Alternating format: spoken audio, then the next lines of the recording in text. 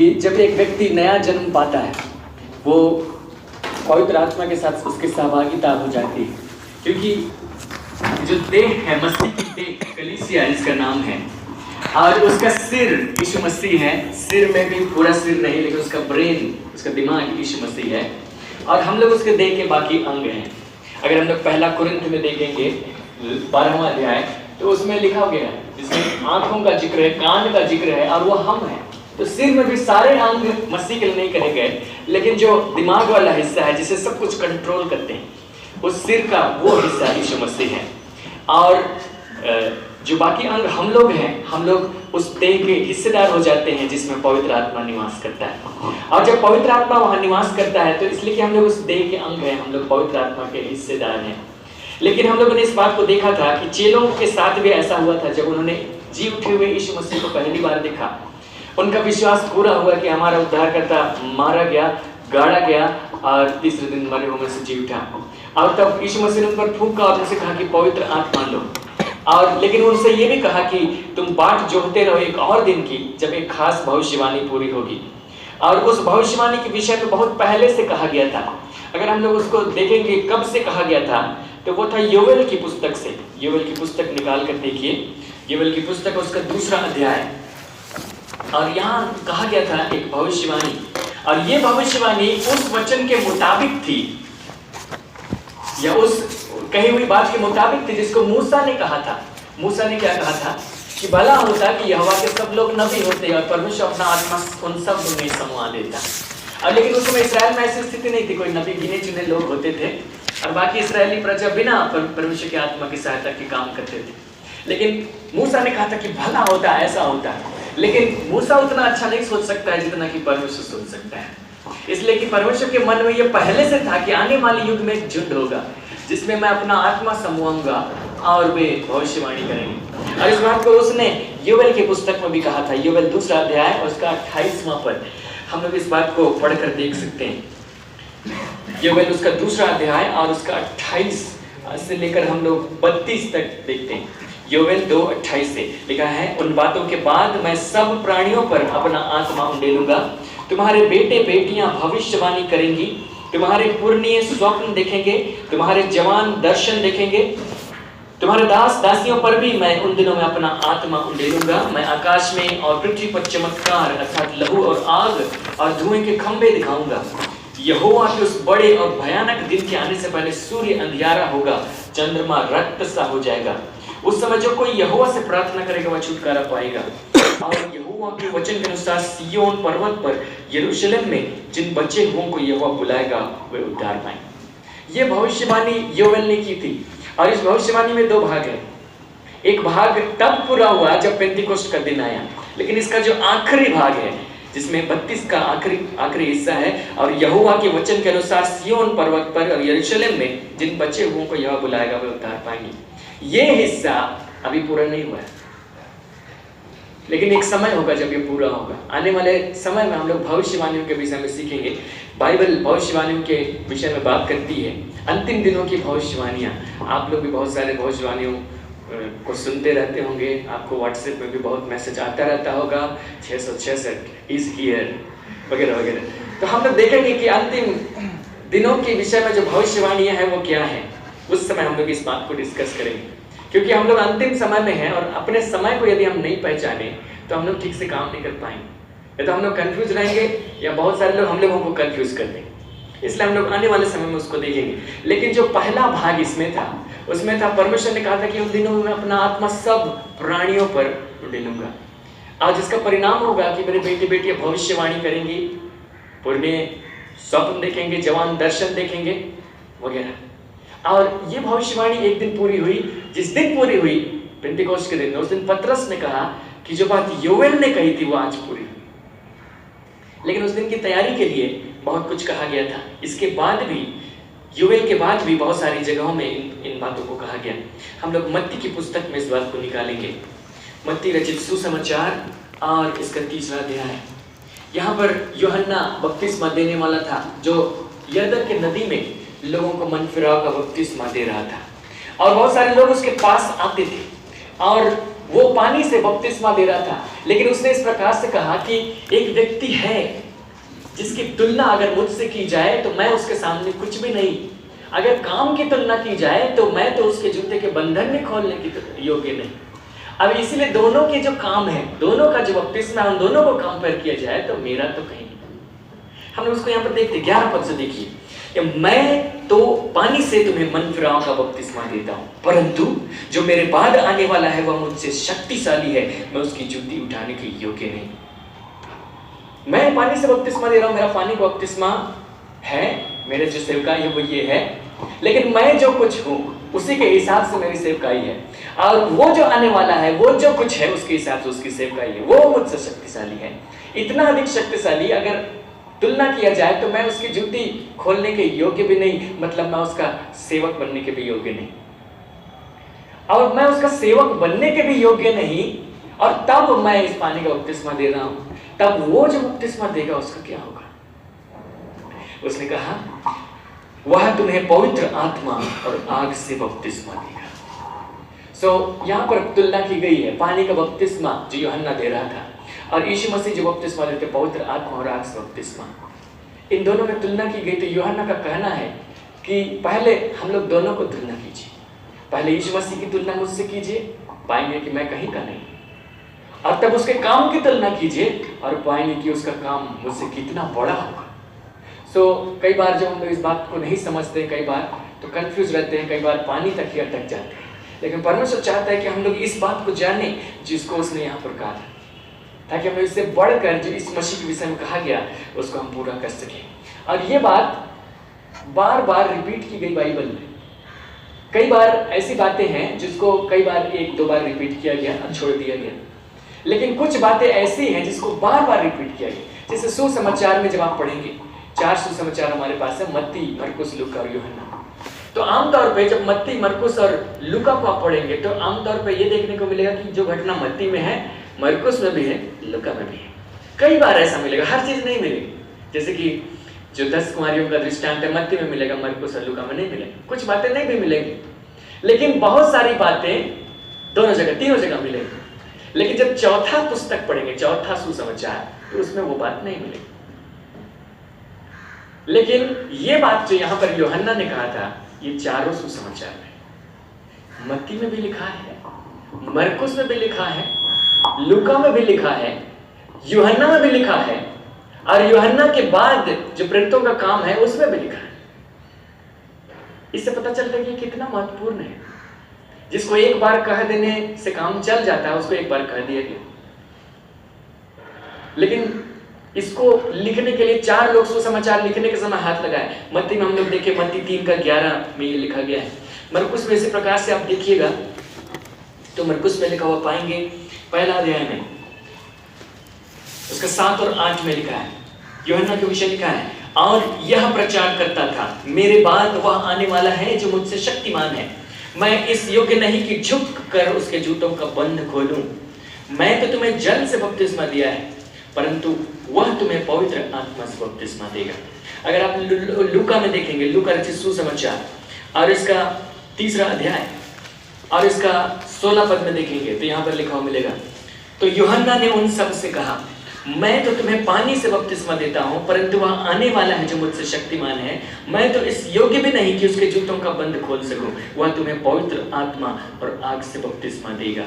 और इसके बाद अगर आप यूहन्ना का सुसमाचार पढ़ेंगे तो वहां पर आप इस बात को लिखा हुआ पाएंगे। पहला अध्याय यदि आप लिखा हुआ पाएंगे तो उसका 33 पद में यूहन्ना इस बात की गवाही देता है। पहला अध्याय यूहन्ना 33 पद, मैं तो उसे पहचानता ना था, परंतु जिसने मुझे जल से बपतिस्मा देने को भेजा उसी ने मुझसे कहा, जिस पर तू आत्मा को उतरते और ठहरते देखे वही पवित्र आत्मा से बपतिस्मा देने वाला है। 4 सुसमाचार में इसका जिक्र है। अगर आप यीशु मसीह के जन्म के विषय में बात करें, मत्ती की पुस्तक में उसके जन्म के विषय में थोड़ा बहुत लिखा हुआ मिलेगा, लूका की पुस्तक में उसका जन्म के विषय डिटेल से लिखा हुआ मिलेगा, मरकुस की पुस्तक में उसके जन्म के विषय लिखा हुआ नहीं पाते हैं, यूहन्ना के सुसमाचार में उसके जन्म के विषय में लिखा हुआ नहीं पाते हैं। लेकिन इस बात को जो यूहन्ना के मुख से निकला था कि वह तुम्हें पवित्र आत्मा से बपतिस्मा देगा, मैं पानी से बपतिस्मा देता हूं, दोनों को कंपेयर करो, ये 4 सुसमाचार में लिखा हुआ मिलता है। और इसके बाद प्रेरितों के काम में मिलता है जो लूका ने खुद लिखा है। आप लोगों को मालूम होगा प्रेरितों के काम नामक पुस्तक और लूका रचित सुसमाचार दोनों का लेखक लूका है। पहली पुस्तक लूका रचित सुसमाचार है, दूसरी पुस्तक प्रेरितों के काम है। हम लोग उसमें भी देखते हैं पहला अध्याय। और यीशु मसीह ने जी उठने के बाद में इस बात को अपने मुख से कहा। इतनी देर जब हम लोग इस बात को सुन रहे हैं कि वह पवित्र आत्मा से बपतिस्मा देगा, वह आग से बपतिस्मा देगा, तो ये यूहन्ना के मुंह से निकले हुए शब्द हैं जिनको नोट किया गया है।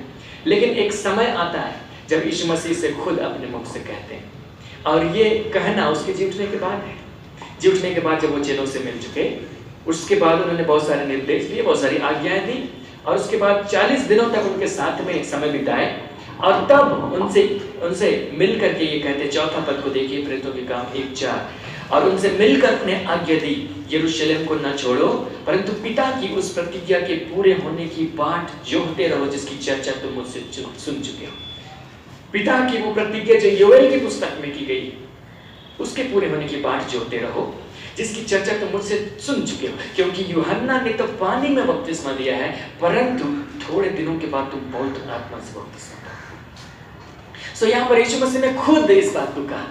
यूहन्ना ने तो खुद ऐसे कहा, यूहन्ना ने तो दिया, लेकिन पवित्र आत्मा से बपतिस्मा पाना भी बाकी है, और ये उस प्रतिज्ञा का हिस्सा है जो पिता ने बहुत पहले कहा योएल के मुंह से, और उसने चेलों को इस विषय में कहा भी दिया था। इसलिए उसने कहा कि जिसकी चर्चा तुम मुझसे सुन चुके हो। और ये दिन पेंतीकोस्ट के दिन में आया, और जब पेंतीकोस्ट का दिन आया तो उसका दूसरा अध्याय जो लिखता है पहला पद से इस प्रकार लिखा है, जब पेंतीकोस्ट का दिन आया तो वे सब एक जगह इकट्ठे थे। एकाएक आकाश से बड़ी आंधी की सी सनसनाहट का शब्द हुआ, और उससे सारा घर जहां वे बैठे थे गूंज गया, और उन्हें आग की सी जीवें फटती हुई दिखाई दी, और उनमें से हर एक पर आ ठहरी।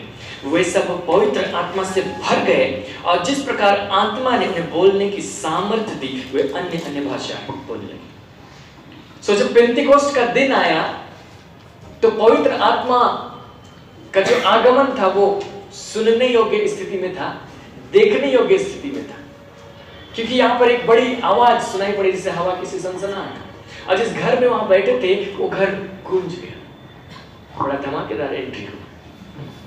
बाद में इसके बाद भी ये घटना दोहराई गई दूसरे विश्वासियों के साथ में, लेकिन हवा की सी सनसनाहट दोबारा सुनाई नहीं दी, आग की सी फटती हुई जीवें दोबारा दिखाई नहीं दी। लेकिन जो फर्स्ट एंट्रेंस था, पहला एंट्री पवित्र आत्मा का इस प्रतिज्ञा को पूरी करने के लिए, उस समय आग की जीवें फटती हुई दिखाई दी और बड़ी सनसनाहट भी सुनाई दी। और इसी को सुन करके बाकी लोग जो उस घर के बाहर में थे वे इकट्ठे हुए थे, क्योंकि बाद में जब पतरस उनसे बातें करने लगा तो 33 पद में इस प्रकार कहता है, इस प्रकार परमेश्वर के दाहिने हाथ से सर्वोच्च पद पाकर और पिता से वह पवित्र आत्मा प्राप्त करके जिसकी प्रतिज्ञा की गई थी, उसने यह उंडेल दिया है जो तुम देखते और सुनते हो। सो उसने कहा जो तुम देखते और सुनते हो, क्योंकि उस दिन वैसा कुछ था, लेकिन उस दिन के लिए यीशु मसीह ने पहले कह दिया था कि यूहन्ना ने तुम्हें पानी से बपतिस्मा दिया है, परंतु थोड़े दिन के बाद तुम पवित्र आत्मा से बपतिस्मा पाओगे। और ये बहुत जरूरी था चेलों के जीवन में। ये जब आया तब उन्होंने अन्य भाषाओं में बातें की, और इसके बाद कुछ और बातें हम लोग देख लेते हैं। यदि आप देखेंगे प्रेरितों के काम उसका 10वां अध्याय, प्रेरितों के काम की पुस्तक और उसका 10वां अध्याय, 10वां अध्याय में एक घटना का जिक्र है, और प्रेरित या चेले लोग जब यीशु मसीह के साथ में थे तो यीशु मसीह ने उनको सब चीज नहीं सिखाया था। उसने खुद ही कहा था कि मुझे तुमसे और भी बातें कहनी है, लेकिन तुम मुझसे अभी नहीं सह सकते, लेकिन परंतु जब सहायक अर्थात पवित्र आत्मा आएगा तो वो तुम्हें सब बातें बताएगा। यूहन्ना रचित सुसमाचार में ये बात लिखी है। सो उसने उनको सारी बातों को नहीं बताया था, और उसमें से एक महत्वपूर्ण बात उनको नहीं बताया था, और वो ये था कि यहूदियों के अलावा अन्य जाति लोग भी बुलाए गए हैं, वे लोग भी इसके हकदार होंगे। सो जिस दिन पेंतीकोस्ट का दिन था उस दिन पतरस ने वहां पर खड़े होकर उपदेश दिया।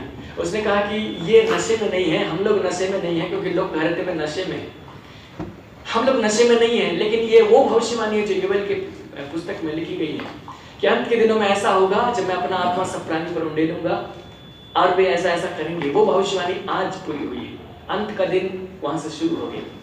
सो वो भविष्यवाणी पूरी हो गई, हो रही है आज भी है, आज के दिन में वो पूरी होती चली जा रही है। लेकिन उसका जो ख्याल था वो ये था कि सिर्फ यहूदी लोगों के लिए, और उसने जो कुछ वहां पर कहा था उसको भी उसी सोच के साथ कहा था। हम लोग प्रेतों के काम में यहाँ पर छोड़ के जाएंगे वापस दूसरा अध्याय, तो वहां पर उसका कहा हुआ कथन हम लोग देखकर पढ़ कर देख सकते हैं। 39 पद को देखिए, प्रेतों के काम दूसरा अध्याय 39 लिखता है, क्योंकि यह प्रतिज्ञा तुम और तुम्हारी संतानों और उन सब दूर दूर के लोगों के लिए भी है जिनको प्रभु हमारा परमेश्वर अपने पास लाएगा। सो वहां पर भीड़ इकट्ठी हो गई, पतरस उनके सामने खड़ा हो गया और वो उपदेश देने लगा, और उसने कहने लगा कि जो घटना यहाँ पर घटी है वो ऐसी नहीं घटी, वो इसलिए नहीं घटी कि हम लोग शराब पी गए हैं, वो इसलिए घटी क्योंकि परमेश्वर ने इसको पहले ही कहा था, और वो पूरी हो गई। क्यों पूरी हो गई? क्योंकि जिस यीशु मसीह को जो यहाँ पर प्रचार किया, जो यहाँ पर चला फिरा, जो यहाँ पर सारे काम किए, तुमने उसको क्रूस पर चढ़ाने के लिए कहा, क्रूस पर चढ़ा, और उसको क्रूस पर चढ़ा दिया, ठोक कर मार डाला, उसको परमेश्वर ने जिलाया, क्योंकि वचन में लिखा हुआ था वो जी उठेगा, और उसके हम गवाह हैं। और वो यहां से चला गया, स्वर्ग पर पिता से वो पवित्र आत्मा प्राप्त करके उंडेल लिया है जिसकी प्रतिज्ञा की गई थी। और उसके बाद उसने कहा कि यह प्रतिज्ञा तुम और तुम्हारी संतानों और उन सब के लिए जो दूर दूर से जिनको परमेश्वर बुलाएगा। और वहाँ जो यहूदी इकट्ठे हुए थे वे लोग अलग अलग भागों से आए हुए थे, क्योंकि जब इजराइल बंधुआई में चला गया था तो लोग दुनिया के कई कई देशों में बिखर गए थे। और जो यहूदी थे, जो भक्त यहूदी थे, उनके जो नियम था, व्यवस्था का नियम था, उसमें 3 बार उन लोगों को यरूशलेम आना पड़ता था जहाँ परमेश्वर का मंदिर था। सो इस दरमियान जब फसह का पर्व था, पेंटिकोस्ट का पर्व था, ये कटनी का पर्व इसी समय मनाया जाता था, उस समय यहूदी लोग आकर यरूशलेम में इकट्ठे थे। और ये वही यहूदी लोग थे जो बाकी समय जो यीशु मसीह सेवकाई कर रहे थे तो वहां पर नहीं थे, अपने देश में थे। सो यीशु मसीह ने बहुत कुछ क्या किया उनको मालूम नहीं, लेकिन जब उनके लीडरों ने कहा, याजकों ने कहा, महायाजकों ने कहा क्रूस पर चढ़ो, उन्होंने अपने लीडरों का साथ दिया, सारी भीड़ साथ दी, और उनको कहा गया कि तुम लोग इसके दोषीदार हो, तुमने उसे क्रूस पर चढ़ाया, लेकिन वो जी उठा और वो इस काम को किया जिसको तुम देखते हो सुनते हो। तो लिखता है कि उनके हृदय छिद गए। कैसे छिद गए? क्योंकि पतरस ने उनको कहा कि परमेश्वर ने उसको जिसे तुमने क्रूस पर चढ़ाया, 36 पद को देखिए, अतः अब इस्राएल का सारा घराना निश्चित रूप से जान ले कि परमेश्वर ने उसी यीशु को जिसे तुमने क्रूस पर चढ़ाया प्रभु भी ठहराया और मसीह भी। वो मसीह जिसके लिए तुम इंतजार कर रहे थे, वो प्रभु जो वास्तव में प्रभु है, वो प्रभु जिसने यहाँ पवित्र आत्मा को उंडेल दी, जिसको तुम देखते और सुनते हो, उसको तुम लोगों ने क्रूस पर ठोक कर मार डाला। तब उनकी क्या दशा होगी? मसीह को हम लोगों ने मार डाला तो हम लोगों पर तो भयानक दंड पड़ेगा, हम लोग क्या करें? वैसी स्थिति में आ गए। और उस दरमियान पतरस ने कहा कि यह प्रतिज्ञा तुम्हारे लिए, तुम्हारी संतानों के लिए और उन हर एक लोगों के लिए है जिनको परमेश्वर दूर दूर से बुलाएगा। लेकिन जिस समय वो इस बात को बोल रहा था, उस घड़ी पतरस के मन में पता नहीं ये समझ थी कि नहीं थी, लेकिन बाद में हम देखते तो पता चलता कि नहीं थी। उसकी समझ में यह था कि यहूदी लोग तो हैं, लेकिन पता नहीं अन्य जाति लोग हैं कि नहीं। और इसीलिए परमेश्वर ने इसको जब अन्य जाति कुरनेलियुस के घर में भेजा तो उसको बकायदा एक दर्शन दिखाया।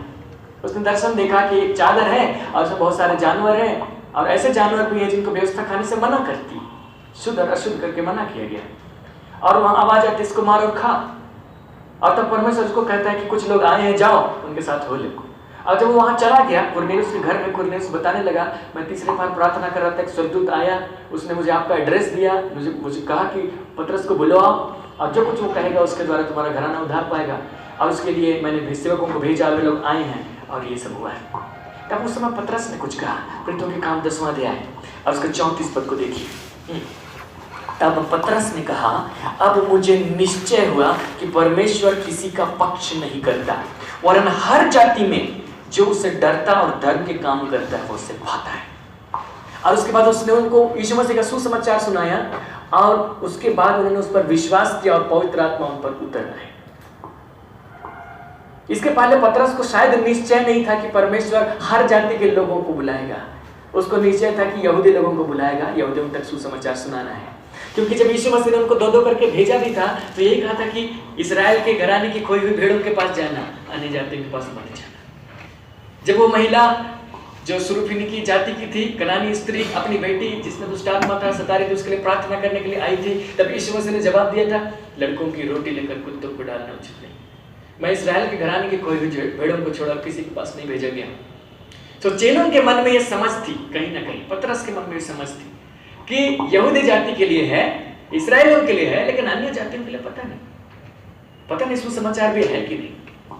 लेकिन यहाँ पर जब इस प्रकार दर्शन इसको दिया गया, जब कुरनेलियुस बता रहा है कि मैंने स्वर्गदूत से तुम्हारा एड्रेस पाया, क्योंकि वहाँ पर एड्रेस पाना अद्भुत था, अभी उसका उद्धार नहीं प्राप्त किया था, कुरनेलियुस ने उद्धार प्राप्त नहीं किया था, फिर भी एड्रेस उसको दिया गया, स्वर्गदूत भेजा गया। और एड्रेस पाना मुश्किल था क्योंकि पतरस यरूशलेम में नहीं था, यरूशलेम छोड़ करके याफा गया हुआ था लगे हाथों। जब उसको याफा का एड्रेस दिया, मान लिया कोई दूसरा व्यक्ति एड्रेस दिया होता, पतरस कहाँ रहता है, यरूशलेम में रहता है, वहीं से सेवा करता है, वापस यरूशलेम लौट जाता है। लेकिन याफा गया कितने लोग जानते थे? बहुत कम लोग, क्योंकि फिलिपुस सामरिया में जाकर प्रचार कर रहा था, तब वहां पर पतरस और यूहन्ना आए थे और वहां से वो याफा चला गया और वहां का एड्रेस फिलिपुस कुरनेलियुस को दिया गया। सो पतरस भी चकित रह गया कि मैं यहाँ पर हूँ, इस बात को कोई साधारण व्यक्ति नहीं जान सकता है। अपने सोर्स से पता लगा ले पतरस कहाँ है, लोग बताएंगे यरूशलेम में है, लेकिन उसको मालूम हो गया कि याफा में। सो उधर से भी कंफर्म हो रहा है, इधर से खुद भी दर्शन देखा, उधर से भी कंफर्म हो रहा है। तो अब मुझे निश्चय हुआ कि हर जाति में से परमेश्वर लोगों को ले रहा है। और तब उनको सुसमाचार सुनाया और उनको 43 पद में इस प्रकार से आखिरी वाक्य यहाँ लिखा है, उसकी सब भविष्यवक्ता गवाही देते हैं कि जो कोई उस पर विश्वास करेगा उसको उसके नाम के द्वारा पापों की क्षमा मिलेगी। पतरस ये बातें कह ही रहा था कि पवित्र आत्मा वचन के सब सुनने वालों पर उतर आया और जितने खतना किए हुए विश्वासी पतरस के साथ आए थे वे सब चकित हुए कि अन्य जातियों पर भी पवित्र आत्मा का दान उंडेला गया है, क्योंकि उन्होंने उन्हें भांति भांति की भाषा बोलते और परमेश्वर की पढ़ाई करते हुए सुना। इस पर पतरस ने कहा, क्या कोई जल की रोक कर सकता है कि बपतिस्मा न पाए जिन्होंने हमारे समान पवित्र आत्मा पाया है? और उसने आज्ञा दी कि उन्हें यीशु मसीह के नाम में बपतिस्मा दिया जाए। तब उन्होंने उससे विनती की कि वह कुछ और दिन उनके साथ रहे। तो जब पतरस वहां पर गया, जब प्रचार कर ही रहा था, उन्होंने पवित्र आत्मा पाया, पवित्र आत्मा उन पर उतर आया और वे अन्य भाषा बोलने लगे, जैसे चेले लोग पेंतीकोस्त के दिन में अन्य भाषा बोल रहे थे।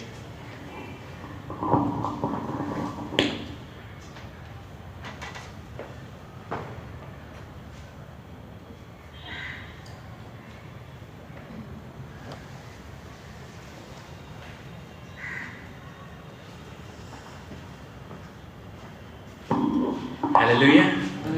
सो ये अन्य जाति जिनके पास पतरस गया, ये लोग अभी कोई बपतिस्मा नहीं पाए, कोई पानी का बपतिस्मा नहीं। जो भी यूहन्ना का बपतिस्मा लिया था वो सारे लोग यहूदी होते थे, क्योंकि भविष्यवक्ताओं में उन्हीं लोगों को दिलचस्पी होती थी, अन्य जातियों को क्या मतलब है। सो ये लोग किसी प्रकार का पानी का बपतिस्मा नहीं पाए हैं। और यहाँ जब आप पढ़ेंगे तो पता चलेगा पानी का बपतिस्मा पाने से पहले लोग पवित्र आत्मा से परिपूर्ण हो गए। और उनके विषय में कहा गया कि इन्होंने पवित्र आत्मा का दान पाया है। और बाद में इसको क्लैरिफाई किया गया, इसको 11वां अध्याय में। हम इसीलिए इन बातों को जोर देकर बता रहे हैं कि पतरस को कंफ्यूजन था, पता नहीं अन्य जाति लोग पाएंगे कि नहीं। हम लोग जिस समुदाय में से आते हैं वो यहूदियों का समुदाय नहीं, हम लोग अन्य जातियों वाले बैकग्राउंड से आते हैं। तो ये आशीष हमारे लिए भी है।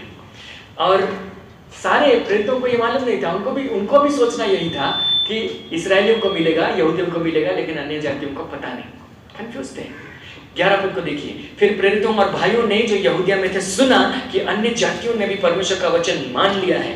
अतः जब पतरस यरूशलेम में आया तो खतना किए हुए लोग उससे वाद विवाद करने लगे, तूने खतना रहित लोगों के यहाँ जाकर उनके साथ खाया?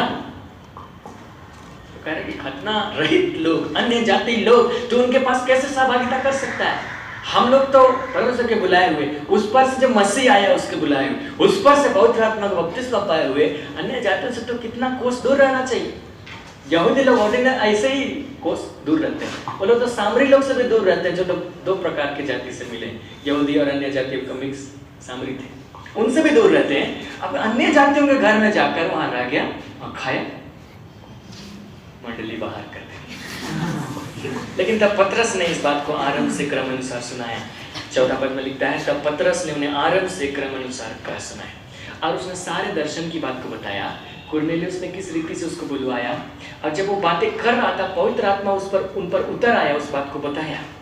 और यहाँ पर देखिए 15 पद को देखिए, जब मैं बातें करने लगा तो पवित्र आत्मा उन पर उसी रीति से उतरा जिस रीति से आरंभ में हम पर उतरा था।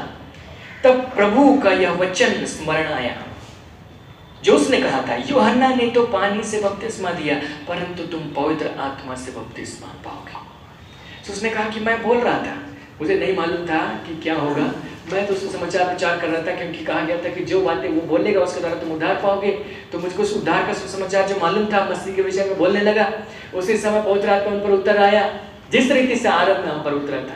मतलब जिस रीति से हम पर जब उतर आया था तो हम लोगों ने अन्य भाषा में बातें किया, वैसे ही वे लोग भी अन्य भाषा में बातें किया। तब मुझे ये वचन स्मरण आया, यूहन्ना ने तो पानी से बपतिस्मा दिया परंतु थोड़े दिन के बाद तुम पवित्र आत्मा से बपतिस्मा पाओगे। सो इस बात को देख करके पढ़ करके हम ये समझते हैं कि पवित्र आत्मा से बपतिस्मा पाने का एक चिन्ह है और वह अन्य भाषा में बोलना, क्योंकि उसको कुछ दूसरी बात भी स्मरण आ सकती थी। जब वो पवित्र आत्मा की अगुवाई में वहां वचन बोल रहा है और उस घड़ी पवित्र आत्मा उन पर उतर आया, वे अन्य भाषा में बोलने लगे, तब उस घड़ी उसको ये स्मरण आया, जब पवित्र आत्मा तुम पर आएगा तुम्हें सब बातें स्मरण कराएगा जो मैंने तुमसे कहा। सो उसने उसको स्मरण कराया कि प्रभु ने क्या कहा है। सो प्रभु ने क्या कहा था, प्रेरितों के काम 1:5 में, यूहन्ना ने तो तुम्हें पानी में बपतिस्मा दिया परंतु थोड़े दिन के बाद तुम पवित्र आत्मा से बपतिस्मा पाओगे। सो इस प्रकार हम इस वचन से इस बात को देख पाते हैं कि यहूदियों को सिर्फ नहीं, अन्य जातियों के लिए भी ये दान है और ये दान है पवित्र आत्मा का बपतिस्मा पाना और इसका चिन्ह है अन्य भाषा में बोलना। इसको हम समझने की बहुत कोशिश किए। आजकल बहुत सारे कुछ बातचीत की जाती है इसके विषय में, बहुत कुछ बोलते हैं। अभी हम ये चीज़ बता रहे हैं, लेकिन इन दिनों जब हम स्टडी कर रहे हैं इस विषय पर और ज़्यादा, मुझे पवित्र आत्मा एक दूसरे डायरेक्शन में लेके जा रहा है, लेकिन अभी हम पूरा क्लियर नहीं है इसलिए हम उसको बोलेंगे नहीं। अभी हम इतना जानते थे हम इतना बताएंगे। अगर हम उसमें क्लियर हो जाते हैं, हम और पूछ रहे हैं प्रभु को, तो हम उसको भी आप लोगों को बता दें, ठीक है। लेकिन जो भी है, 2 प्रकार का अनुभव है एक विश्वासी के लिए।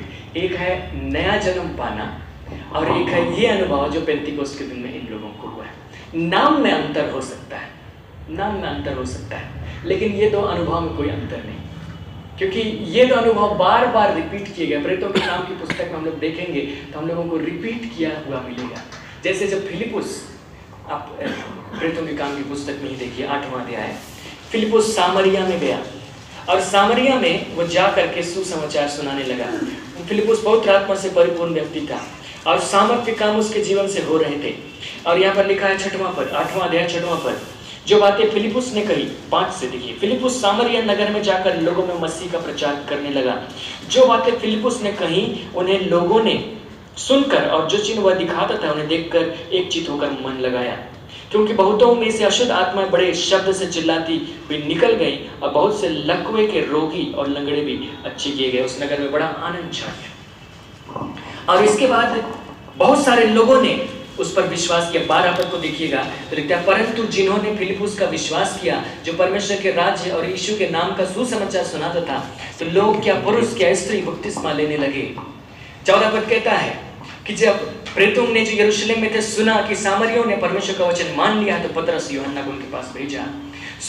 जब फिलिपुस सामरिया में जाकर के प्रचार किया तो बहुत सारे लोग विश्वास किए। अपने विश्वास को प्रकट करने के लिए क्या स्त्री क्या पुरुष, बहुत सारे लोग बपतिस्मा लेने लगे। उनका नया जन्म हो गया, इस बात को हम यहाँ पक्का पा रहे हैं, ठीक है। लेकिन एक दूसरा अनुभव था जो उनके जीवन के लिए नहीं आया था। और प्रेरितों ने यह सुना यरूशलेम में कि फिलिपुस सामरिया गया है, वहां परमेश्वर के सुसमाचार को लेके गया है और लोगों ने उनका वचन मान लिया है। तो प्रेरितों में से 12 थे, उनमें 2 लोगों को भेजा, पतरस और यूहन्ना। और पतरस और यूहन्ना जब वहां पर गए तो उन्होंने उनके लिए प्रार्थना की कि वे पवित्र आत्मा पाएं, ऐसा लिखा है। और जब उसने उन पर हाथ रखकर उन्होंने हाथ रखी तो लिखता है उन्होंने पवित्र आत्मा पाया।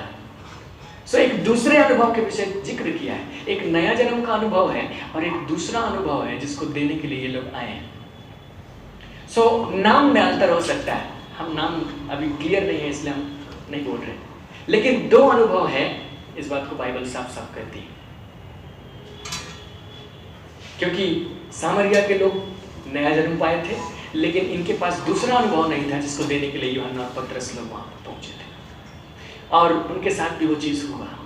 सो इसलिए 2 अनुभव है, और इन दोनों को हम लोग और आने वाले दिनों में गहराई से देखेंगे। हम लोग एक और विषय पर अध्ययन करेंगे, और वह अभिषेक को लेकर बहुत सारा कुछ कहा जाता है, और हम लोग देखेंगे कि बाइबल क्या कहती है। लोग बहुत कुछ कहते हैं, लेकिन अभी हम लोग इस बात को देखने की, समझने की कोशिश करेंगे कि ये जो 2 अनुभव है, दोनों में क्या अंतर है। पहला अनुभव जब नया जन्म पाया और वो मसीह की देह का सहभागी हो गया, उसके देह का एक हिस्सा हो गया, पवित्र आत्मा ने ठीक उसको वहां पर लगाया जहां पर परमेश्वर की इच्छा थी कि वो वहां रहे। उसको आंख बनना था, उसको कान बनना था, उसको क्या बनना था, ये हम डिसाइड नहीं करते, ये परमेश्वर डिसाइड करता है, और उसको वहीं रखेगा। और जब से वो नया जन्म पाया है, क्योंकि वो वहां रखा गया है, उसका वो प्रक्रिया शुरू हो जाएगा। लेकिन एक दूसरा अनुभव जिसके विषय हम लोग देखें, तो दोनों अनुभवों में क्या अंतर है, हम इसको बहुत समझने की कोशिश की, लेकिन हमको जो समझ में आया, जो हमने प्रार्थना किया और जो हम समझे, वो इस प्रकार से कि जब हम नया जन्म पाते हैं, हमारी आत्मा बिल्कुल नई हो जाती, हमारी आत्मा बदल जाती, हम लोग नए सिरे से पवित्र आत्मा से जन्मे हुए लोग हो जाते हैं, और हम लोग देह में संबंध रखने के कारण पवित्र आत्मा से सहभागिता होती। हमारी सहभागिता पवित्र आत्मा के साथ आत्मा में होती, लेकिन हमारे शरीर में और हमारे प्राण में इसका होना बहुत जरूरी है। हम लोग यहाँ पर एक बार ड्राइंग बनाए थे, हम लोग 3 सर्कल बनाए थे, एक के अंदर एक, सबसे भीतर बनाए थे आत्मा, फिर प्राण, फिर शरीर। सो पवित्र आत्मा सबसे भीतर हमारी आत्मा के साथ उसकी सहभागिता है, लेकिन हमारे प्राण और हमारे शरीर हम पर हावी होते रहते हैं, और इसीलिए हम लोगों को ये चाहिए कि इस क्षेत्र में भी हम लोग सराबर हो जाए पवित्र आत्मा से।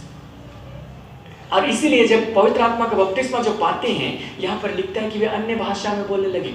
और जब अन्य भाषा में बोलते हैं तो हम अपने मन से नहीं बोलते, अपने शरीर से बोलते हैं, है ना।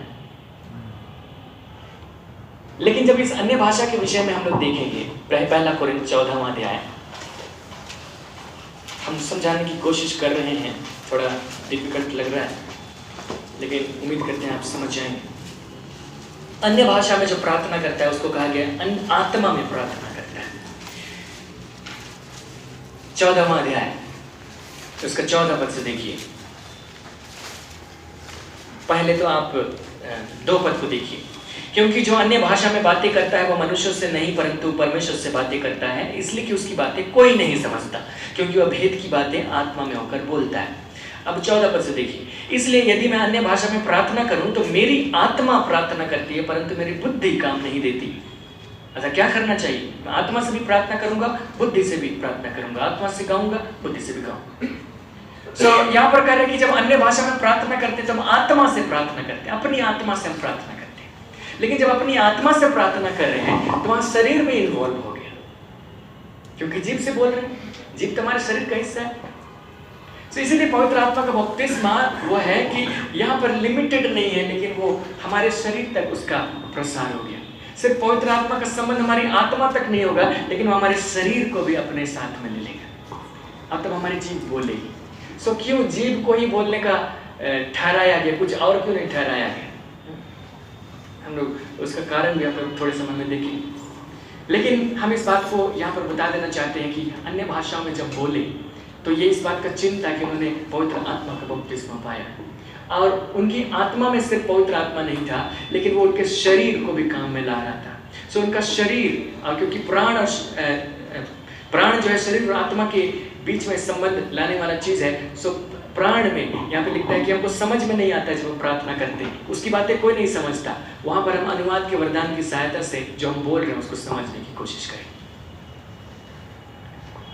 तो इस प्रकार हमारा शरीर, हमारा प्राण और हमारी आत्मा तीनों पवित्र आत्मा से परिपूर्ण हो जाए।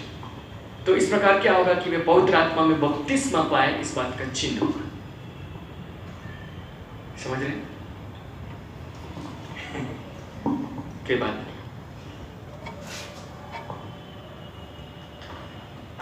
हम लोग कुछ पदों को देखेंगे कि क्यों परमेश्वर अन्य भाषा में बोलने को ठहराया। ये सिर्फ एक वरदान नहीं है, ये वरदान से ज़्यादा है। हम लोगों को ये एक पहुंच देता है कि हम पवित्र आत्मा के साथ असीमित रूप से सहभागिता कर सकते हैं। पहले हमारी सहभागिता होती है लेकिन देह के एक अंग के रूप में, पूरे मंदिर के एक ईंट के रूप में। लेकिन अब जो हमारी सहभागिता है, हम पूरी सहभागिता प्राप्त कर रहे हैं, क्योंकि हम अपने शरीर के लिए भी सहभागिता प्राप्त कर रहे हैं, अपने प्राण के लिए भी पा सकते हैं, अपनी आत्मा के लिए तो पा ही रहे हैं। इस प्रकार हम पूरा पवित्र आत्मा में डूब गए और उसका स्वभाव हमारे अंदर में आएगा। सो इसलिए उसने इस बात को रखा कि हम जीभ से बोलें। कुछ और भी शारीरिक चिन्ह वो प्रकट कर सकता था, लेकिन उसने शारीरिक चिन्ह दूसरा प्रकट नहीं किया। मान लिया ऐसा होता कि कलर चेंज हो जाता हमारे जितने काले हैं सब गोरे हो जाते लेकिन उसने ऐसा कुछ नहीं किया। उसने जीभ से ही बुलवाना रखा और उसके पीछे दो कारण थे। हम लोग पहले यशायाह की पुस्तक में देखेंगे, यशायाह उसका 28वां अध्याय, यशायाह और उसका 28वां अध्याय।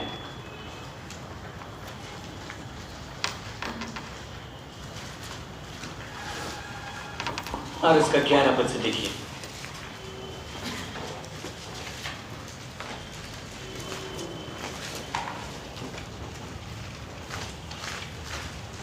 यह लिखा है, वह तो इन लोगों से परदेशी होठों और विदेशी भाषा वालों के द्वारा बातें करेगा, जिनसे उसने कहा विश्राम इसी से मिलेगा, इसी के द्वारा थके हुए को विश्राम दो, परंतु उन्होंने सुनना न चाहा।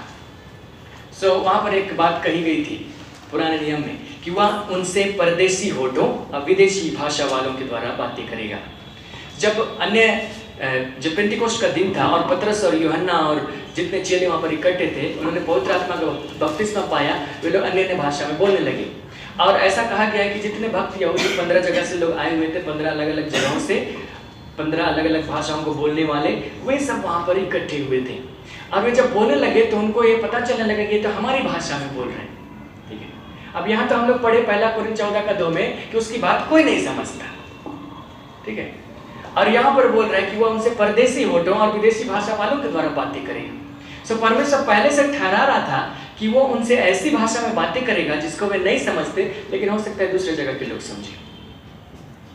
ये पारथी, मेदी, एलामी, मिस्र में रहने वाले यहूदी जब वहां पर आए थे, वहां की भाषा को जानते थे, तो ये प्रेरित जब उन भाषा में बोल रहे हैं, अन्य भाषा में बोलते समय आपको ये पता नहीं चलेगा कि आप क्या बोल रहे हैं, किस भाषा में बोल रहे हैं।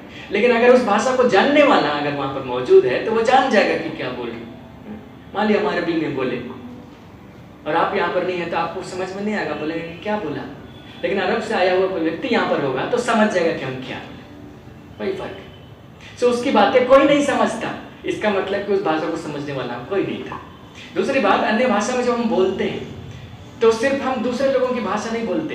1 कोरिन्थ 13 अध्याय आप लोग सबको जानते हैं, मैं स्वर्गदूतों किसी भाषा बोलूं, मनुष्यों की बोलियां बोलूं और प्रेम न रखूं। हम अन्य भाषा में मनुष्यों की बोलियां भी बोलते हैं। मतलब हम लोग अलग अलग संसार में ना जाने कितनी भाषाएं, 1000 से ज्यादा है, अलग अलग भाषाएं। हम कुछ भाषाओं को जानते हैं, हम 4 भाषा जानते हैं, हम 4 भाषा अच्छी तरीके से बोल सकते हैं। लेकिन हम बहुत सारी भाषा नहीं जानते, चीनी भाषा नहीं जानते हैं, हम अरबी नहीं जानते हैं, हम फारसी नहीं जानते हैं, हम हिब्रू नहीं जानते हैं, इस प्रकार बहुत सारी भाषा नहीं जानते, और ये मनुष्यों की भाषा है। जब अन्य भाषा में बोलते हैं, मनुष्यों की भाषा बोल सकते हैं, और अगर उस भाषा को समझने वाला कोई व्यक्ति वहां पर है उसको समझ सकता है, और अगर नहीं है तो कोई नहीं समझेगा। और दूसरी बात, हम तो नहीं समझेंगे क्योंकि हम तो उस भाषा को बोलेंगे जो हम ऑलरेडी नहीं समझते। ठीक है, शुरुआत में ऐसा नहीं था। हम सोचते थे कि चंगाई का तो होता है, भविष्यवाणी भी होता है, क्योंकि हम यीशु बुलाते हैं पत्रिका में पढ़ते थे। लेकिन हम सोचते थे अन्य भाषा नहीं होता है। क्यों? लॉजिक लगाते थे। हम सोचते कि कोई अन्य भाषा बोलने वाला होगा, वो तो चाहे तो बंगाली बोल रहा है, वो तो चाहे तो इंग्लिश बोल रहा है, वो तो चाहे तो फ्रेंच बोल रहा है, वो तो चाहे तो जो चाहे सो बोल सकता है। अगर ऐसा व्यक्ति संसार में हो तो ये हो ही नहीं सकते कोई छुपा है, सब जान जाएंगे, उसका नाम ऊपर आ जाएगा, ये तो बहुत भाषा बोल सकता है। और ऐसा व्यक्ति कोई है नहीं, इसीलिए अन्य भाषा नहीं होता। हम ऐसा सोचते थे क्योंकि हम ये सोचते थे कि अन्य भाषा बोलने वाला समझता है कि वो क्या बोलता है, और जो कुछ अपने मन में बोलता है उसको दूसरी भाषा में बोलता है। लेकिन असल में ऐसा नहीं। हम आज अन्य भाषा मनुष्यों की बोली बोल सकते हैं बिना समझे। हमको समझने के लिए दूसरे वरदान की जरूरत पड़ती है, वह अन्य भाषा का वरदान होता है। तो मनुष्यों की भाषा बोल सकते हैं। उसी प्रकार कहता है कि स्वर्गदूतों की बोलियां बोलो। स्वर्गदूत किस भाषा में बात करते हैं आपको नहीं मालूम। उनकी भाषा कुछ अलग होगी, हम उस भाषा में भी बोल सकते हैं। तो इस संसार के सारे लोगों को इकट्ठा कर लिया जाए, सारे भाषाओं को जानने वाले एक एक लोग रहेंगे और वहाँ अन्य भाषा बोले और कोई नहीं समझा तो बोलेंगे देखा तो खाली इटर पिटर कुछ कर रहा है। नहीं, इनकी भाषा नहीं बोले, हो सकता है हम स्वर्गदूतों की भाषा बोले जिसको स्वर्गदूत समझते हैं। ऐसा पॉसिबल केस है कि जब हम बोले तो कोई समझा क्योंकि उसको समझने वाला था। मेरे मामू के साथ में एक ऐसी घटना घटी। वो एक बार गए हुए थे पावर मिनिस्ट्री में, तब पवित्र आत्मा उन पर उसी रीति से उतर आए हुए अन्य भाषा में बोलने लगे। अन्य भाषा में बहुत देर बोले बोले बोले खत्म हो गया और उसके बाद वो लोग चले गए। तो जो खाने का समय था उसमें एक व्यक्ति उनके पास में आया और वो उनसे बात करने लगे। उसकी बात को वे नहीं समझने लगे क्योंकि वो कन्नड़ भाषा में बोल रहा था। तो उसको जवाब नहीं दे रहे, उसको समझ में नहीं आ रहा है कि क्या बोल रहे। तो फिर वो आदमी वो उसको बोले कि इंग्लिश में बोले कि I do not understand what you से, आप जो बोल रहे हो उसको मैं नहीं समझ रहा हूँ। तो कहने लगा कि आप भी कैसे आदमी हैं, अभी तो इतना अच्छा कन्नड़ में प्रार्थना कर रहे थे, अभी जब बात करने का समय आया तो अपना भाषा बोलने में सरल लग रहा है।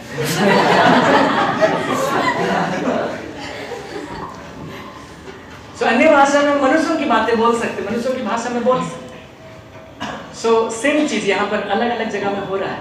प्रेरितों के काम में जब पेंटिकोस्ट के दिन में जब पवित्र आत्मा उतर आया वो बोले, उसको समझने वाले लोग वहां पर थे।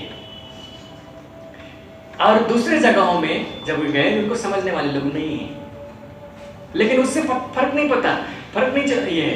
लेकिन पहला क्रम 14:2 में हम लोगों ने ये पढ़ा है कि उसकी बातें कोई नहीं समझता, अर्थात जो उस भाषा को सुनेगा और नहीं समझता उसको नहीं समझेगा कि क्या बोल रहा है।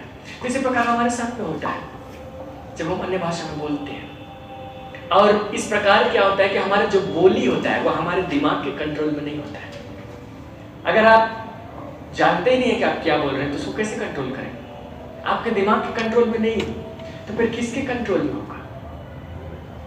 पवित्र आत्मा के कंट्रोल में होता है। तो इस प्रकार परमेश्वर हमारी जीभ का नियंत्रण लेता है, हम लोग बोलते हैं और वो शब्द देता है।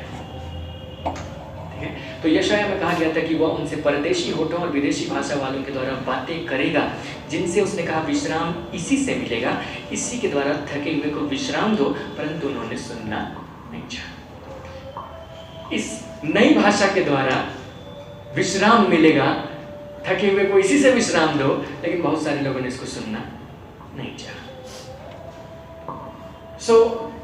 इसको देने के पीछे सिर्फ ये नहीं था कि कुछ लोग बकर बोलते रहे, लेकिन इसके बोलने के द्वारा यदि आप इस पर विश्वास करें, विश्राम इसी से मिलेगा, इसी से थके हुए को विश्राम दो।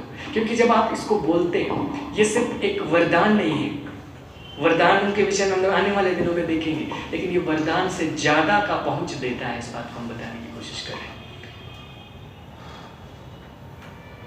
जब हम बोल रहे हैं तो इसके द्वारा हमें विश्राम मिलेगा, हमारे जीवन के लिए विश्राम आएगा हमारे बोलने के द्वारा। क्योंकि हम लोग अपने जीवन में बहुत सारी बातों में पड़े रहते हैं, हम लोग नहीं जानते कि हम लोग क्या करें। बहुत सारा सिचुएशन होता है, बहुत सारी समस्या होती है जिनसे पार पाने का रास्ता हम लोगों को नहीं मिलता। उसके लिए हम संघर्ष करते हैं, विश्राम की स्थिति में नहीं रहते। लेकिन इस भाषा के द्वारा जब हम बोले तो हमें विश्राम मिलेगा, हम लोगों को एक ऐसा डायरेक्शन खुलता हुआ मिलेगा, हम लोगों को एक ऐसा सोल्यूशन अपने हम लोग अब पाते चले जाएंगे कि हम उस समस्या में, उस सिचुएशन से हम पार निकल जाए। इसके द्वारा हम विश्राम में प्रवेश करेंगे, इसी के द्वारा थके हुए विश्राम पाएगा। इसीलिए परमेश्वर ने इस बात को कहा था और रखा था। इसके अलावा एक और बात था जो सपन्याह की पुस्तक में लिखी गई थी। सपन्याह की पुस्तक में देखिए, परमेश्वर ने इसको इसी रीति से ठहराया। पुराने नियम के लोगों के लिए ये बात नहीं थी, लेकिन नए नियम के लोगों के लिए इस बात को ठहराया गया। सपन्याह की पुस्तक उसका 3रा अध्याय है। सपन्याह की पुस्तक उसका 3रा अध्याय है। पुराने नियम के लोगों ने अन्य भाषा में कभी नहीं बोला। पवित्र आत्मा का बपतिस्मा पुराने नियम के लोगों के लिए नहीं था, क्योंकि आत्मा उस रूप में उंडेला नहीं गया था उनके लिए। आत्मा क्यों नहीं उंडेला गया था? क्योंकि यीशु मसीह उनके लिए बलिदान नहीं हुआ था। जानवरों का लहू और याजकों का प्रायश्चित करना इस बात के लिए काफी नहीं था कि परमेश्वर अपनी आत्मा को इस रूप में उंडेले। सो भविष्यवक्ता को भी जब पवित्र आत्मा देता था तो उसके जीवन में उसकी परिपूर्णता नहीं होती थी। जैसे मूसा के जीवन में आया तो उसके जीवन में पवित्र आत्मा की सारी परिपूर्णता नहीं थी। मतलब पवित्र आत्मा के सारे गुण मूसा के जीवन में प्रकट होंगे ऐसा नहीं होगा। सिमशोन के जीवन में भी आया तो सिमशोन के जीवन में भी पवित्र आत्मा के सारे गुण होंगे ऐसा नहीं होगा। कुछ खास बातें जिसके लिए परमेश्वर उसको पवित्र आत्मा दे रहे हैं वो बातें उसके जीवन में प्रकट होंगी। किसी के जीवन में सामर्थ प्रकट होगा, किसी के जीवन में भविष्यवाणी प्रकट होगी, किसी के जीवन में कुछ प्रकट होगा, लेकिन सब कुछ नहीं प्रकट होगा। सब कुछ उसी के जीवन में प्रकट हो सकता है जो पवित्र आत्मा से बपतिस्मा पाए। और इसके लिए पहले यीशु मसीह का मरना जरूरी था, उसका बलिदान होना जरूरी था। सो यीशु मसीह बलिदान हुए तब ये चीज हमारे लिए खोल दिया गया और इसीलिए ये चिन्ह दिया गया कि वे अन्य भाषा में बोलेंगे और इसको भविष्यवाणी करके बताएंगे कि इस रूप में होगा। नहीं तो पुराने नियम के लोगों के जीवन में भी बहुत सारे वरदान पाए जाते थे। जैसे एलिया के जीवन में देखिए सामर्थ्य के वरदान उसके जीवन में है, चंगाई की बातें एलिशा के जीवन में भी है, और भविष्यवाणी का वरदान भी उनके जीवन में है, और ज्ञान की बातें, बुद्धि की बातें, परख, आत्माओं की परख, ये वरदान भी उनके जीवन में है। लेकिन पुराने नियम के लोगों में एक भी मनुष्य ऐसा नहीं मिलेगा जिसके जीवन में अन्य भाषा बोलना है, क्योंकि पुराने नियम के लोगों को किसी को भी पवित्र आत्मा का बपतिस्मा नहीं दिया गया। क्योंकि पवित्र आत्मा का बपतिस्मा देने वाला यीशु मसीह था, जिसके विषय में यूहन्ना ने कहा कि मैं तो तुम्हें पानी से बपतिस्मा देता हूं परंतु वह तुम्हें देगा पवित्र आत्मा से बपतिस्मा।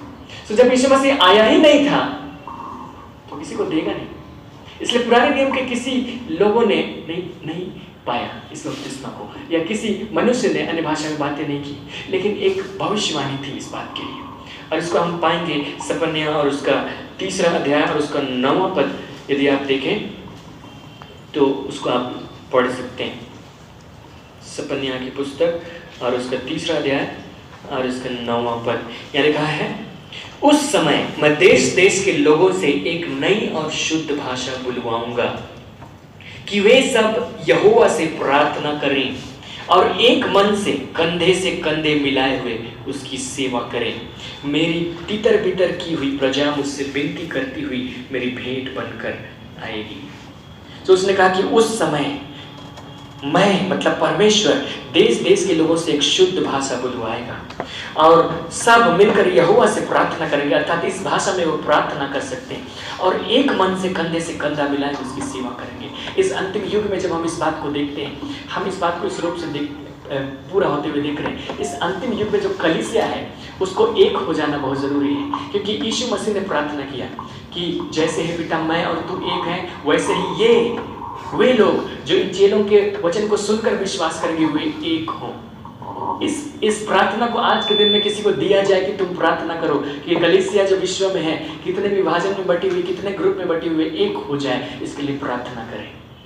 सब बोलेंगे कि असंभव है, नहीं हो सकता है, लेकिन उसको यीशु मसीह ने प्रार्थना किया, उसने कहा कि वे एक हो। और इस एक होने के लिए जो प्रावधान उसने किया वो ये था कि वे देश देश के लोगों से एक नई और शुद्ध भाषा बुलवाऊंगा, वे सब यहोवा से प्रार्थना करें, वे एक मन से कंधे मिलाए उसकी सेवा करें।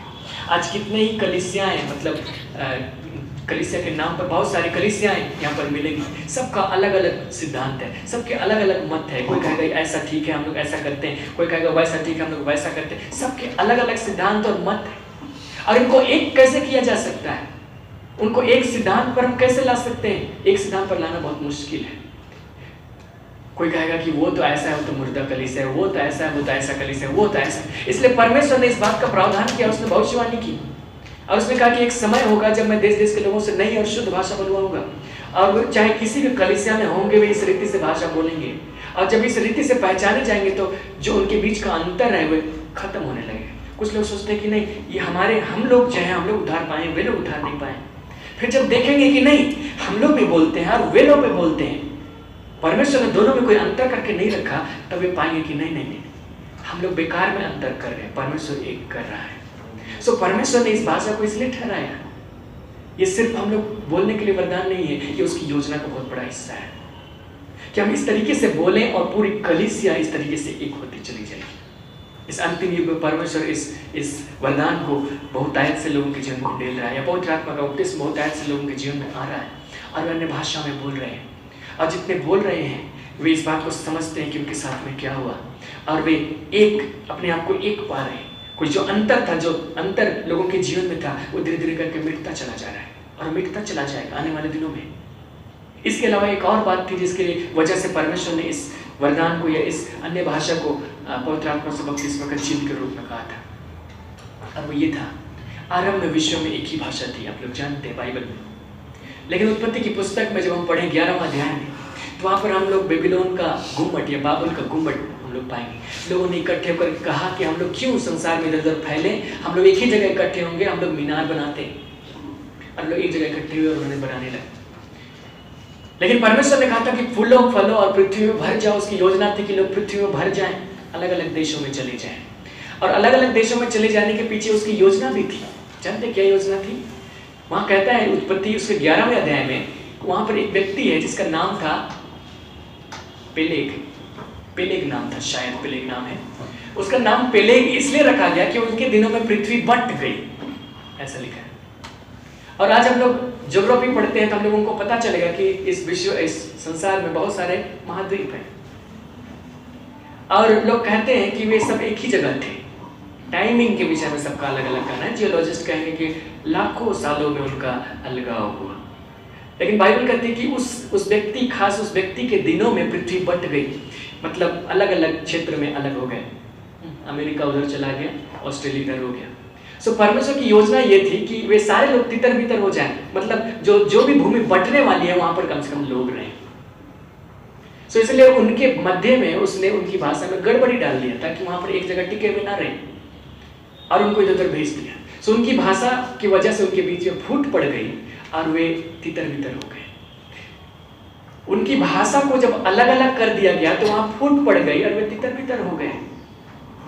और उनकी भाषा, इस संसार की भाषा में बहुत सारे ऐसे शब्द आ गए जो हम लोगों को बोल देने चाहिए, गाली के शब्द, गंदे शब्द है। लेकिन परमेश्वर बोल रहा है इस अंतिम समय में कि वह देश देश के लोगों से एक नई और शुद्ध भाषा बुलवाऊंगा, एक नई और शुद्ध भाषा बुलवाऊंगा, और वे एक मन होकर कंधे से कंधा मिलाएकर उसकी सेवा करेंगे। सो इस अंतिम युग में वो क्या कर रहा है? लोगों के जीवन अपने पवित्र आत्मा को उंडेल रहा है, और वो पवित्र आत्मा उनको ये शुद्ध भाषा बुलवा रहा है।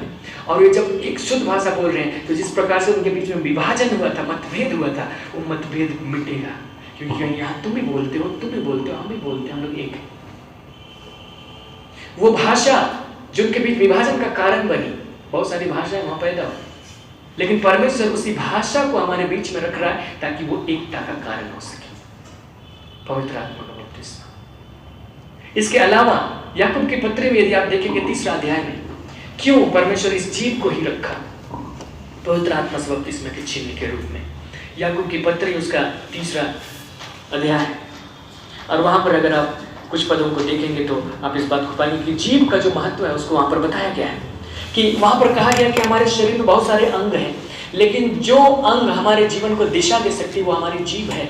जैसे कि जहाज कितने बड़े होते हैं लेकिन वे पतवारों की सहायता से उनको दिशा दी जाती है। घोड़े कितने शक्तिशाली होते हैं लेकिन लगाम की सहायता से उनको दिशा दी जाती है। वैसे ही जीभ भी एक छोटा सा अंग है, 5 पद में कहता है। लेकिन इस जीव के साथ में बुराई ये है कि इस जीव से छोटे से जीव से कितने बड़े वन में आग लग जाती है। यदि आप देखें 4 पद से 3 पद से देखिए, जब हम अपने वश में करने के लिए घोड़ों के मुंह में लगाम लगाते हैं तो हम उनकी सारी देह को भी घुमा सकते हैं। देखो जहाज भी यद्यपि ऐसे बड़े होते हैं, प्रचंड वायु से चलाए जाते हैं, तो अभी एक छोटी सी पतवार के द्वारा मांझी की इच्छा के अनुसार घुमाए जाते हैं। वैसे ही जीव भी एक छोटा सा अंग है। उसमें कहा गया कि जहाज जितने बड़े हैं उसके लिए पतवार जितना छोटा है, लेकिन पतवार महत्वपूर्ण है क्योंकि पतवार उसको दिशा देता है। और इसी प्रकार घोड़ा कितना शक्तिशाली, उसके लिए लगाम कितना छोटा है, लेकिन लगाम महत्वपूर्ण है क्योंकि उसको दिशा देता है। वैसे ही जीभ भी एक छोटा सा अंग है और वह बड़ी बड़ी डींगे मारती है। और देखो थोड़ी सी आग से कितने बड़े वन में आग लग जाती है। जीभ भी एक आग है। जीभ हमारे अंगों में अधर्म का एक लोक है, सारी देह पर कलंक लगाती है, जीवन गति में आग लगा देती है और नरक कुंड की अग्नि से जलती रहती है। क्योंकि हर प्रकार के वन, पशु, पक्षी और रेंगने वाले जंतु और जलचर तो मनुष्य जाति के वश में हो सकते हैं और हो भी गए हैं, पर जीव को मनुष्यों में से कोई वश में नहीं कर सकता। वह एक ऐसी बला है जो कभी रुकती ही नहीं, वह प्राण नाशक विष से भरी हुई है। जीव के साथ में यह प्रॉब्लम है। जीव शक्ति रखती है, सामर्थ्य रखती है कि पूरे जीवन को हैंडल कर सके। नीति वचन में इसी को लिखा गया है, जीव के वश में जीवन और मृत्यु दोनों होते हैं, जो उसे काम में लाना जानता है अपना फल भोगेगा। लेकिन याकूब की पत्री में इस बात को बताया गया कि जीव नरक कुंड की आग से जलती रहती है और मनुष्यों में से ऐसा कोई नहीं जो उसको वश में कर सके। इसका मतलब इस जीव से लोग उटपटांग बातें बोलेंगे, इस जीव से लोग अविश्वास की बातें बोलेंगे, इस जीव से नेगेटिव बातें ही बोलेंगे, नेगेटिव दिशा में ही चले जाएंगे। सो अगर परमेश्वर एक विश्वासी के जीवन को सही दिशा देना चाहता है, जैसे घोड़े को दिशा देने के लिए लगाम लगाते हैं, अगर एक जहाज को सही दिशा देने के लिए पतवार, अभी का जहाज नहीं, पुराने जहाज, पतवार चलाया जाता है, तो आज परमेश्वर हमको सही दिशा देने के लिए कि कलीसिया उस दिशा में जाए जिस दिशा में परमेश्वर की योजना है कि कलीसिया तेजस्वी हो जाए, उसके लिए उसको एक लगाम देना पड़ेगा इस जीव को। और इसीलिए उसने ठहराया कि इस अंतिम युग में जब लोग अन्य भाषा में बोले या पवित्र आत्मा को बपतिस्मा पाए तो उनकी जीभ बोले, ताकि उनकी जीभ के द्वारा परमेश्वर उनको सही दिशा दे सके। तो ये मात्र एक वरदान नहीं है कि हम कुछ बोलते हैं, हाँ हम भी बोलते तुम भी बोलते, शांत हो गए, लेकिन जब आप बोलते हैं तो आप इस बात को जानिए कि आप किस दिशा में जा रहे हैं। एकता की दिशा में जा रहे हैं, आप विश्राम की दिशा में जा रहे हैं, आप सही दिशा में जा रहे हैं जो कलीसिया का लक्ष्य है, तेजस्वी कलीसिया। हालांकि इस मार्ग में बहुत सारे रोड़े हैं, रुकावट है, हमारी समझ हमें एक होने से रोकती, हमारी समझ हमें बहुत सारी चीज़ों को प्राप्त करने से रोकती, लेकिन परमेश्वर फिर भी इन बातों को अंतिम युग में खोल रहा है। जब से पवित्र आत्मा इस रूप में अंत के दिनों में उंडेला जाने लगा, तब से जो वचन का ऐसा ज्ञान जो खुला है वो पहले नहीं खुला था, क्योंकि लोग पवित्र आत्मा के साथ उस रूप से सहभागिता को नहीं पा रहे थे जो इस अंतिम युग में पा रहे हैं। परमेश्वर की योजना का हिस्सा है। तो इस अंतिम युग में वो इन भेदों को, रहस्यों को खोल रहा है और खोलता चला जा रहा है, और जिसकी वजह से हमारे मनों में, हमारे दिलों में जो मतभेद था, जो दीवार थे एक दूसरे के प्रति, एक दूसरे को वो उस पार का, हम इस पार के, वो उस कलीसिया का, हम इस कलीसिया के, वो ऐसा जो विभाजन था उसको वो दूर कर रहा है, क्योंकि इसी के द्वारा वो जब सहभागिता दे रहा है तो हमारी सोच को भी वो परिवर्तन में ला रहा है, और इसी के द्वारा हम एक होकर, कंधे से कंधा मिलाकर उसकी सेवा करें। तितर बितर की हुई प्रजा एक होकर मेरी भेंट बनकर मेरे पास आएगी, उसने कहा। सो ये हमारे लिए बहुत महत्वपूर्ण है। ये मायने रखता है कि इसका क्या नाम है। इसका नाम अभी के लिए हम बता रहे हैं पवित्र आत्मा का बपतिस्मा। हो सकता है कल हम उसका नाम चेंज कर दें, क्योंकि पवित्र आत्मा हम कुछ दूसरे दिशा में इसके लिए शिक्षा दे रहा है, हम क्लियर नहीं है, पूरा हम शिक्षा नहीं पाए, इसलिए हम बोल नहीं पा रहे। लेकिन जो भी है, उसका नाम कुछ भी हो, लेकिन इतना महत्वपूर्ण है कि ये सबके लिए दिया गया। अगर आप मरकुस रचित सुसमाचार में देखेंगे, उसका 16वां अध्याय और उसका 17वां पद से आगे, तो वहां पर आप ये लिखा हुआ पाएंगे, विश्वास करने वालों में ये चिन्ह होंगे कि वे मेरे नाम से दुष्ट आत्माओं को निकालेंगे, नई नई भाषाएं बोलेंगे। सो विश्वास करने वालों के लिए इस बात को रखा गया। सो हर एक विश्वास करने वाला इस बात के लिए क्लेम कर सकता है कि हम इस नई भाषा को बोल सकते हैं। जिस नई भाषा के विषय हमने सपन्या में पढ़ा कि मैं उन दिनों में उनसे एक नई और शुद्ध भाषा बुलवाऊंगा। परमेश्वर ने पहले ही नबियों के मुख से कह दिया, नई और शुद्ध भाषा बुलवाऊंगा, नई और शुद्ध भाषा। सो विश्वास करने वालों में ये चिन्ह होंगे कि वे यीशु मसीह के नाम में नई भाषाएं बोलेंगे। सो इसलिए ये नई भाषाएं बोलना हम में से एक जन का अधिकार है, क्योंकि हम लोग विश्वास करने वाले लोग हैं। लेकिन आप देखने में ये पाएंगे कि हर लोग नहीं बोलते, लेकिन हर लोग नहीं बोलते इसीलिए हम इस बात को सिखा रहे हैं, ताकि एक दिन हम लोग हर लोग बोल सके, ताकि परमेश्वर जिस योजना के तहत हम लोगों को लेकर के जा रहा है, एक होना, तेजस्वी होना, विश्राम प्राप्त करना, हम लोग वहां तक पहुंच सके। सो इस बात को, इसके पहले कि हम समाप्त करें, हम कुछ बातों को बोलना चाहते हैं। पवित्र आत्मा का बपतिस्मा शायद इसके लिए सही नाम नहीं होगा, लेकिन जो भी नाम है, इस बात को प्रेरितों के काम में बार बार इस बात ऐसे कहा गया है, पवित्र आत्मा पाना।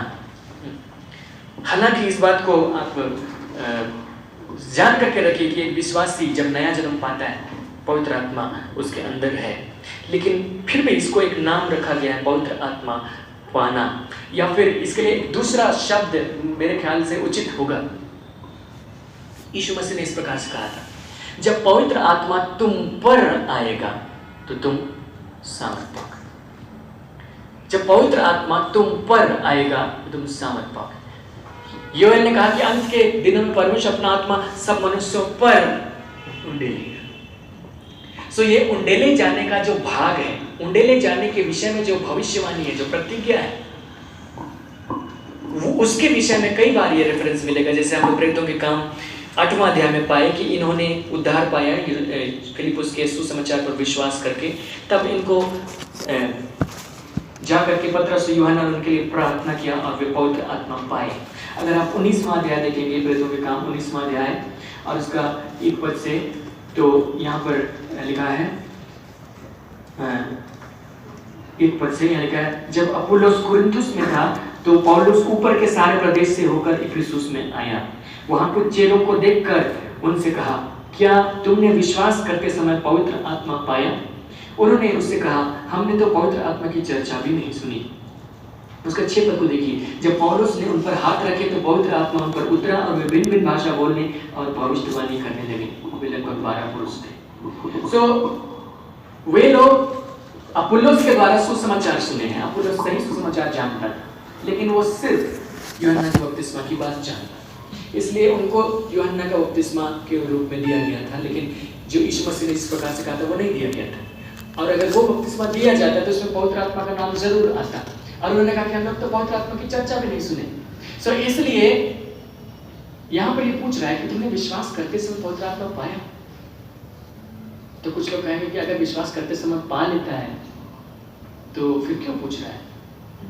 इसलिए विश्वास करते समय कुछ लोग नहीं पाते हैं। मतलब विश्वास करते समय मतलब उसका नया जन्म हुआ उस समय नहीं पाते हैं, लेकिन पवित्र आत्मा बाद में पाते हैं, अन्य भाषा बोलते समय। ऐसा लोगों का कहना है। लेकिन हम लोग दूसरे वचनों को देख चुके हैं कि वे पाते हैं। तो पौलुस किस रेफरेंस को बोल रहे हैं? हम लोग जिस रेफरेंस के तहत हम लोग जानते हैं कि वे नया जन्म पाते हैं, उसमें पवित्र आत्मा उनके जीवन में है। वो रोमियो की पत्री में पौलुस खुद लिख रहा है, और ये पौलुस खुद सवाल कर रहा है, क्या तुमने विश्वास करते समय पवित्र आत्मा पाया? मतलब वो नया जन्म के समय जो पाए उसके विषय नहीं बोल रहा है, लेकिन वो दूसरे अनुभव के विषय में बोल रहा है। नाम चाहे उसका कुछ भी हो, दूसरा अनुभव पूछा गया, दूसरे अनुभव को जोड़ दिया गया। ये होना चाहिए, ये हमारे लिए भी चाहिए, ये हमारे लिए भी चाहिए। और इसके लिए हम लोगों को 2 चीजें चाहिए जिसको देखकर हम लोग समाप्त करेंगे। यीशु मसीह ने लूका रचित सुसमाचार उसका 11वां अध्याय में एक शिक्षा दिया था। हम लोग आने वाले दिनों में ही इसके विषय में गहराई से देखेंगे, लेकिन इस एक सप्ताह में आप लोग खाली हाथ न जाएं, इसलिए हम इसको बोलना चाहते हैं। 11वां अध्याय उसका 13 पद ये लिखा है, अतः जब तुम बुरे होकर अपने बच्चों को अच्छी वस्तुएं देना जानते हो, तो स्वर्ग के पिता अपने मांगने वालों को पवित्र आत्मा क्यों न देगा। यहाँ पर जब भी पवित्र आत्मा देगा की बात आ रही है, आप नया जन्म पाए हैं तो ये मत सोचिए पवित्र आत्मा आपके जीवन में नहीं है। लेकिन जब देगा या पाया, ये सब बोल रहे हैं, ये योवेल की उस भविष्यवाणी के पूरा होने के विषय में बोल रहे हैं, जिसको चेलों ने पेंतिकोस्ट के दिन में जिस रूप में पाया उसके विषय में बोल रहे हैं। उसके लिए यीशु मसीह ने कहा कि जब हम लोग इस संसार के पिता अपने मांगने वाले बच्चों को अच्छी वस्तु देते हैं, तो हमारा पिता स्वर्ग के पिता अपने मांगने वालों को पवित्र आत्मा क्यों न देगा।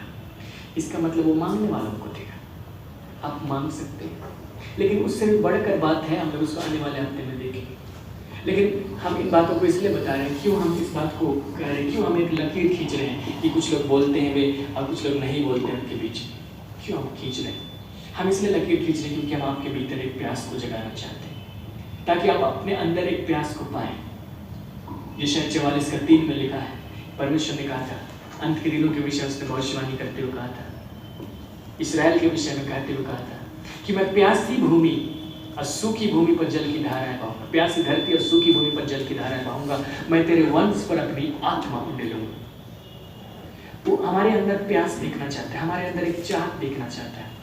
और इसलिए यीशु मसीह जब यहाँ से चले गए, यीशु मसीह जीवने के 40 दिन तक चेलों के साथ में रहे, उसके बाद चले गए, और उसके 10 दिन के बाद पेंतिकोस्त के दिन पवित्र आत्मा आया। 10 दिन वेट करवाया, क्यों नहीं दिया उतना 10 दिन? ताकि उनकी प्यास को जगह मिल सके। और इसीलिए हम आप लोगों के भीतर इस बात के लिए प्यास जगाना चाहते हैं। आप में से एक एक जन के लिए ये है, आप में से एक एक जन के लिए आप अन्य भाषा बोले। विश्वास करने वालों में ये चिन्ह होंगे कि वे नई नई भाषा बोले। इसलिए आप इस बात के लिए प्रार्थना करें। परमेश्वर के सामने इस प्यास को आप किस रूप में प्रकट करेंगे ये आप जानते हैं। आप उस प्यास को प्रकट करने के लिए हो सकता है आप प्रार्थना कर सकते हैं, उस प्यास को प्रकट करने के लिए हो सकता है आप उपवास कर सकते हैं, उस प्यास को प्रकट करने के लिए आप जो कुछ भी कर सकते हैं आप कीजिए। और जब आप उस प्यास के साथ में आप परमेश्वर के पास आएंगे, परमेश्वर आपको निश्चय देगा, क्योंकि यह प्रतिज्ञा ये आप नहीं मांग रहे, उसने प्रतिज्ञा की, ये आपके जीवन में होगा। हालेलुया। आने वाले दिनों में हम लोग इसके लिए और थोड़ा गहराई से देखेंगे। आज हमारे पास समय समाप्त हुआ, लेकिन इस बात के लिए आप जरूर प्यास जगाइए। यदि आपके अंदर अभी भी इस बात के लिए प्यास नहीं आती, आप इस बात को स्मरण कीजिए जो मैंने कहा, विश्राम इसी से मिलेगा, लोग इसी से एक होंगे और इसी के द्वारा हमारा जीवन नियंत्रित किया जाएगा। और परमेश्वर चाहता है कि हम लोग शुद्ध भाषा बोलने वाले हो जाए, उस तेजस्वी कलीसिया की तरफ हम रुख करें, उस दिशा में हम लोग को हक कर ले चले। इसके लिए इन बातों की जरूरत है। इन बातों को आप प्रार्थना करके परमेश्वर से मांगिए और परमेश्वर आपको देगा।